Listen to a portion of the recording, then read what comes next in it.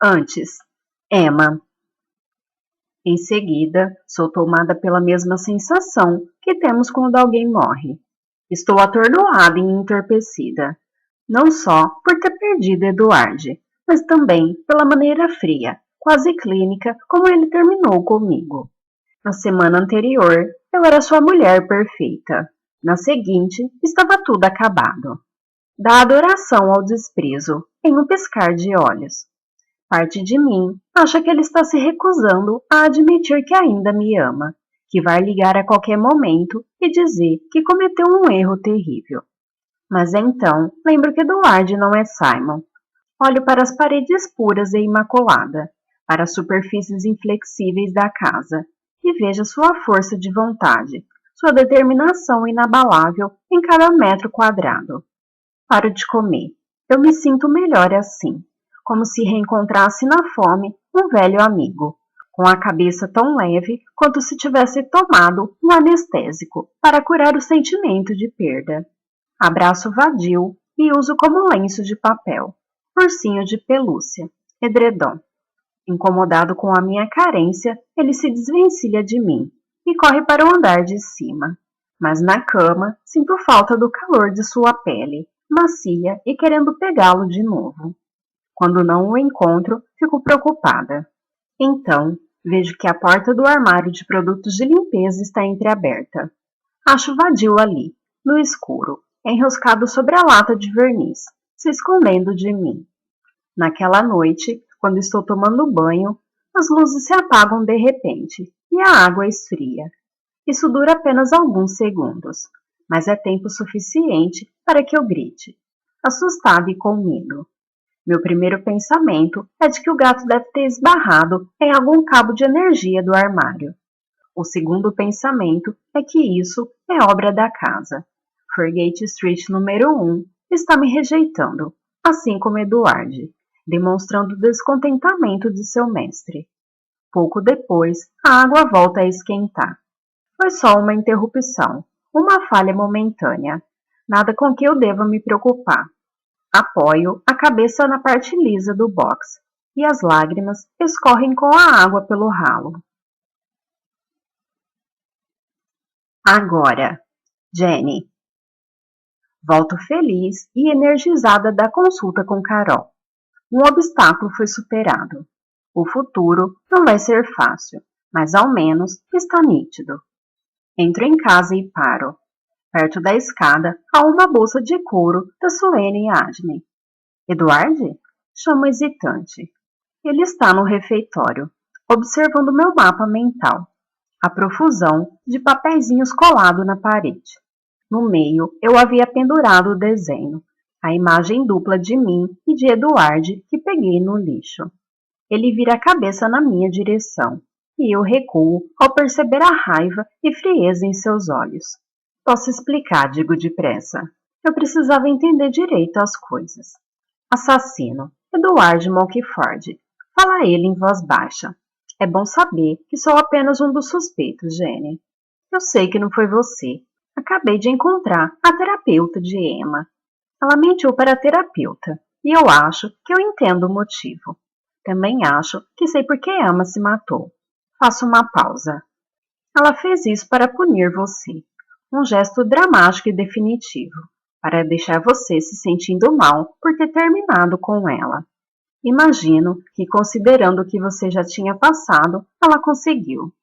Eu amava Emma. As palavras tão diretas e definitivas explodem no ar. Mas ela mentiu para mim. Achei que talvez eu pudesse viver um amor sem mentiras. Com você, quero dizer. Lembra o seu formulário de inscrição para morar aqui? Você falou de integridade, honestidade e confiança. Foi isso que me fez pensar que poderia dar certo, que poderia ser melhor desta vez. Mas nunca amei você como eu a amava. Olho para ele chocada. Por que você está aqui? Pergunto por fim. Sei que isso não é muito relevante, mas preciso de um tempo para assimilar o que ele acabou de dizer. Precisei vir a Londres, encontrar os advogados. Os primeiros moradores já foram para New Austin, mas estão dando trabalho. Parecem achar que, caso se unam, pode me forçar a mudar as regras. Vou brindá-los com ódio de despejo, todos eles. Eduardo dá de ombros. Ele trouxe nosso jantar. No balcão, há 6 sacos de papel, daqueles usados nas mercearias antiquadas, onde Eduardo gosta de fazer as compras. Que bom que você está aqui, digo entorpecida. Precisamos conversar. Claro, seus olhos se fixam no mapa mental. Eduardo, estou grávida. Declaro categoricamente para um homem que acabou de me dizer que não me ama. Eu não imaginava que seria desse jeito, nem nos meus piores pesadelos.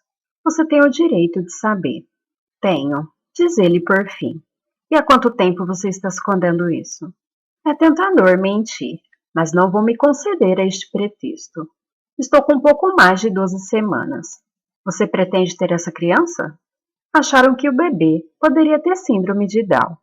Ao ouvir isso, Eduardo passa a mão pelo rosto. De qualquer forma, descobrimos que não tem. E sim, vou ter essa criança. Um menino. Sei que não é o que você escolheria, mas está decidido. Ele fica de olhos fechados por um instante, como se estivesse sofrendo.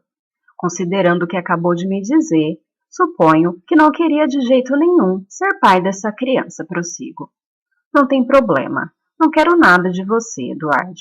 Se tivesse me falado que ainda estava apaixonado por Emma... Você não entendeu, interrompi ele. Aquilo foi uma doença. Senti ódio de mim, mesmo durante cada segundo que passei com ela. Não sei como reagir. A terapeuta que consultei hoje... Ela falou sobre como podemos ficar presos em uma história, tentando reviver antigos relacionamentos.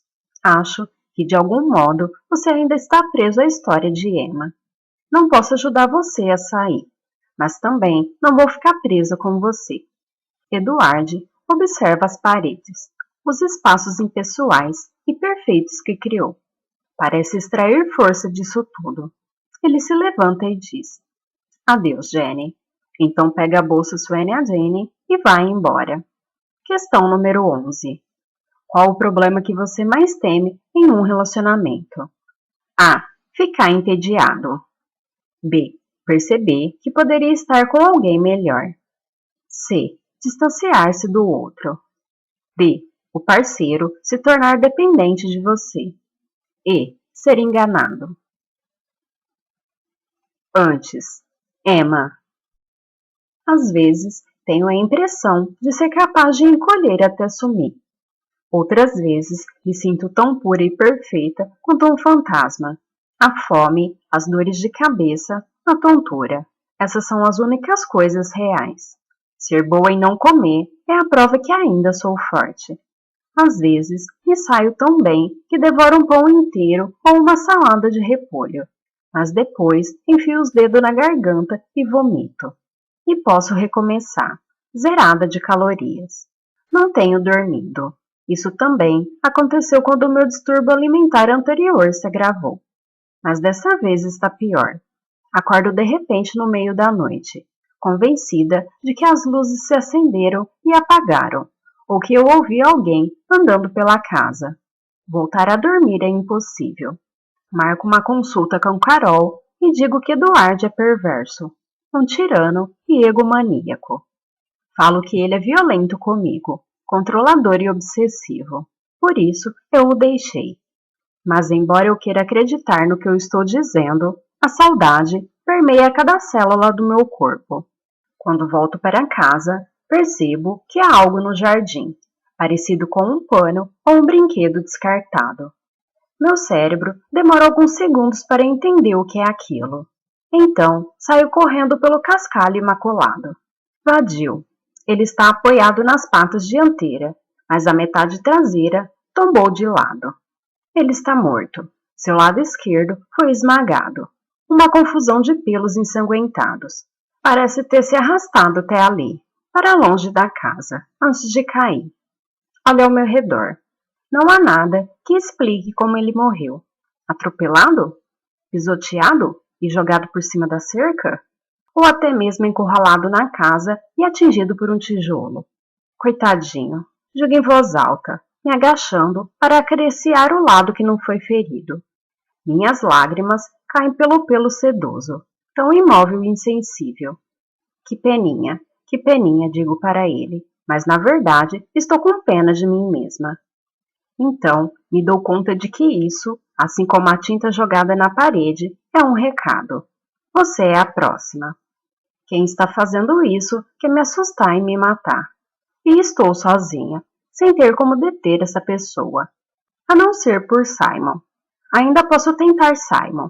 Não me resta mais ninguém. Agora, Jenny. Então aqui estou, de volta ao mesmo ponto. Grávida e sem marido. Mia não diz. Eu avisei. Mas sei que é isso que está pensando. Porém, ainda há um último ajuste que preciso fazer. Eduard pode não ter se interessado pelas descobertas que fiz sobre Emma, mas acho que Simon merece saber. Convido Mia também, para o caso de ele receber mal o que eu tenho a dizer. Simon chega pontualmente, trazendo vinho e uma pasta grossa de arquivos com uma capa azul. Não entra aqui desde que aconteceu, diz ele, franzindo a testa para casa. Nunca gostei deste lugar. Falei para Emma que tinha gostado, mas era ela quem queria morar aqui. Até a parte tecnológica acabou me revelando menos impressionante do que parecia no começo. Estava sempre enguiçando. Sério? Fico surpresa. Eu não tive problemas. Ele coloca a pasta no balcão. Trouxe isso aqui. É uma cópia da minha pesquisa sobre Edward Monkford. Obrigada, mas não preciso disso agora. Ele franze o senho. Achei que você quisesse saber como Emma morreu. Simon, eu olho para Mia, que muito discretamente se afasta para abrir a garrafa de vinho. Emma mentiu sobre Edward. Não sei direito por qual motivo. Nem sei quais foram as circunstâncias da morte dela. Mas, sem dúvida, o que ela disse sobre ele era mentira. Faço uma pausa. Ela também foi pega em uma mentira ainda maior. Quem estava naquele vídeo que a polícia encontrou no celular de Emma não era o assaltante. Era Silas Coy. Eu sei, respondi ele furioso. Mas isso não tem nada a ver com o que estamos falando. Demora um tempo para entender o que ele descobriu. Ah, Amanda lhe contou. Ele nega com a cabeça. Foi Emma. Depois que terminou com Eduard, ela me contou tudo. Ela contou como aconteceu? Sim. Silo a drogou e a seduziu. Ele observa minha expressão. O quê? Você está bancando a detetive e ainda não sabia disso? Conversei com Silo, digo, pronunciando as palavras devagar. Ele me disse que foi Emma quem começou tudo. Simon bufa em sinal de desprezo. Ah, ele disse isso, é? Eu gostava de Silo, mas mesmo antes de Emma me contar o que ele havia feito, eu sabia que ele tinha outro lado. Depois que me separei de Emma, Silo e eu saímos para beber algumas vezes. Ele dizia para Amanda que eu precisava de companhia, mas a verdade era que ele só queria passe livre para sair e ficar com várias mulheres. Sempre usava a mesma técnica. Deixava elas tão bêbadas a ponto de não pararem em pé, dizia. Elas não precisam estar de pé para que você possa fazer o que quer. Devo parecer chocada, porque ele balança a cabeça e diz: técnica legal, não é? Mas mesmo naquela época, eu achava estranho que as garotas ficassem tão bêbadas só com alguns drinks. Ele se gabava de pagar champanhe para elas. Desse jeito, parecia generoso. Mas li que as bolhas das bebidas podiam disfarçar o sabor da Boa Noite Cinderela. Fico olhando para ele. Lembro que Silas Coy tentou me empurrar uma taça de champanhe. Eu tinha percebido que ele era um canalha, mas acreditei no que falava. Justo quando achei que estava tudo esclarecido, volto a ficar confusa. Porque Silo realmente forçou a relação com Emma. Ela não estava fantasiando. Sim, ela contou uma mentira, talvez várias, mas a essência da história era verdadeira. Apenas trocou os nomes dos autores, e imagino por quais motivos. Como se lesse meus pensamentos, Simon diz. Ela estava tentando me proteger. Achou que eu não suportaria saber que o meu melhor amigo tinha feito aquilo com ela. Mas mesmo antes do roubo, dava para perceber que havia algo errado. Ela começou a ficar brava comigo sem motivo, se esquivando sempre que eu tentava ser legal. E o distúrbio alimentar voltou. Nunca mais passou depois disso, por mais que ela não gostasse de comentar. Você conversou com ela aqui? Ele assente. Foi o que eu disse. Emma se deu conta do erro idiota que havia cometido e queria consertar as coisas. Ela estava muito mal naquela época. Tinha adotado um gatinho de rua e alguém o matou. Emma tinha um gatinho? Pergunto. Aqui? Na casa? Meg e Vance mencionaram um gatinho, mas não que Emma pretendia ficar com ele. Tinha sim, por quê? Porque é contra as regras, penso. Nada de animais de estimação, e nada de crianças, aliás. Simon abre a pasta e pega um documento. Um advogado deu isso para ela.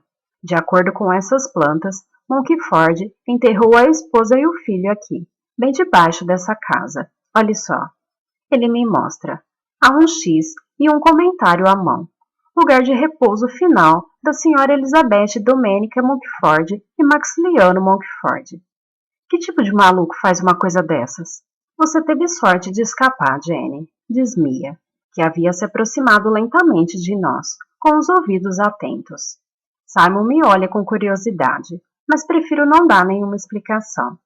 A teoria de Emma era que enterrar os dois aqui fazia parte de um ritual supersticioso, continua Simon, quase como um sacrifício. Na época, não me importei muito com isso, mas depois que ela morreu, comecei a pesquisar outras construções. Ela estava certa.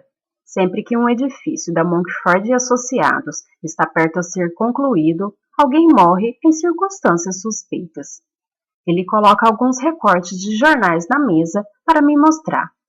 Cada matéria é acompanhada de um mapa que marca a localização do edifício e onde ocorreu a morte. Na Escócia, uma moça foi morta por um motorista que atropelou e fugiu a menos de 2 quilômetros da casa que Edward Monkford construiu perto de Inverness. Em Menorca, uma criança que estava com os pais foi sequestrada a 3 quilômetros de uma casa de praia que Edward projetou.